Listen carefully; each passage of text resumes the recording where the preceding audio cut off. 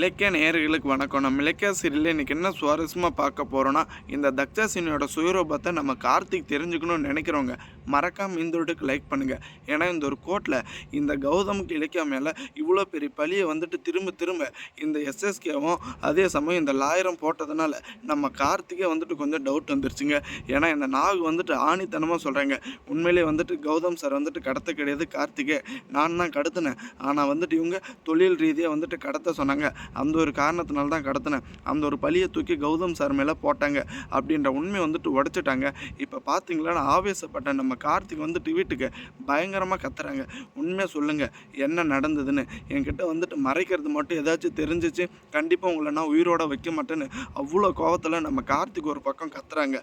ஆனால் உண்மையிலே இந்த தக்ஷாசினி வந்துட்டு இவ்வளோ சீக்கிரம் கையும் காலமாக சிக்குவான்னு கொஞ்சம் கூட எதிர்பார்க்கலைங்க. ஒரு பக்கம் நம்ம அஞ்சலி இருந்துக்கிட்டு, கார்த்திக் நீ உனக்கு என்ன பைத்தியத்தை பிடிச்சிருக்கா?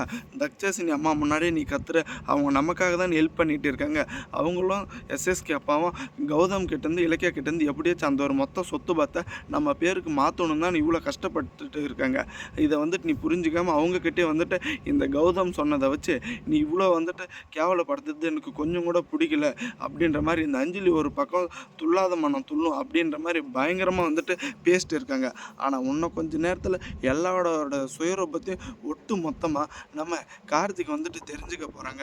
ஏன்னா நம்ம இலக்கை வந்துட்டு போடு அப்படி, இதுக்கு மேலே எஸ்எஸ்கே உன்னால் கண்டிப்பாக தப்பிக்க முடியாது. ஏன்னா பல பேரோட வாழ்க்கையை வந்துட்டு நீ சீரழிச்சது மட்டும் இல்லாமல் இப்போ வரைக்குமே எந்த ஒரு தப்புமே பண்ணாமல் ரேவதி அத்தை வந்துட்டு ஒரு பக்கம் தவிச்சிட்டு இருக்காங்க. இதுக்கு எல்லாத்துக்கும் காரணம் நீ தான். உன்னுடைய சுயரூபத்தை வந்துட்டு எல்லாருக்குமே நான் கூடிய சீக்கிரத்தில் தெரியப்படுத்துவேன். உன்னுடைய இந்த ஒரு வெளி வட்டாரத்துக்கு வந்ததுமே வெளிச்சமாக நீ வந்துட்டு எல்லாமே வந்துட்டு தப்பு பண்ணதை எல்லாருக்கிட்டையும் மன்னிப்பு கேட்க போகிற அப்படின்னு அவ்வளோ ஆணித்தனமாக சொல்லிட்டு இருக்காங்க.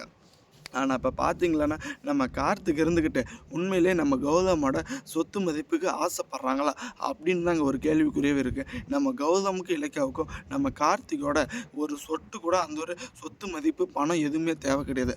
ஆனால் இந்த கார்த்திக் பேரில் எழுதி வச்சவா அது எல்லாத்தையுமே வந்துட்டு எடுத்துகிட்டு போய் இந்த எஸ்எஸ்கேவும் இந்த தக்ஷாசினியும் தாங்க அனுபவிக்க போகிறாங்க. ஏன்னா விவரம் தெரியாத நம்ம கார்த்திகையும் இந்த பணத்தாசை பிடிச்ச இந்த அஞ்சலியையும் வந்துட்டு எப்படியாச்சும் ஏமாத்திடுவாங்க. கூடிய சீக்கிரத்தில் இதுக்கு எல்லாத்துக்கும் ஒரு முடிவு தெரியணும்னு நினைக்கிறவங்க மறக்காமல் உங்கள் கருத்துக்களை கமெண்ட் செக்ஷனில் கமெண்ட் பண்ணுங்கள். ஏன்னா ஒரு வழியை வந்துட்டு நம்ம இலக்கியாவும் கௌதமுக்கும் இப்போ தாங்க மனசே நிம்மதியாக இருக்குது. இந்த எஸ்எஸ்கே வந்துட்டு விடுதலை ஆக முடியாது, ஜெயிலுக்குள்ளே தான் போக போகிறோம் அப்படின்ற உண்மை தெரிஞ்சுக்கிட்டு கண்டிப்பாக அந்த எஸ்எஸ்கேவுக்கு ஜாமீனே கிடைக்க போகிறதில்ல. பண்ண எல்லா தப்புக்கும் ஜெயிலுக்குள்ளே போயிட்டு கள்ளி தின்ன போகிறோம். தேங்க்ஸ் ஃபார் வாட்சிங். இலக்கிய நேயர்களுக்கு நம்ம சேனலுக்கு புதுசாக இருந்தால் சப்ஸ்கிரைப் பண்ணிட்டு பெல் ஐகானை தட்டிக்கோங்க.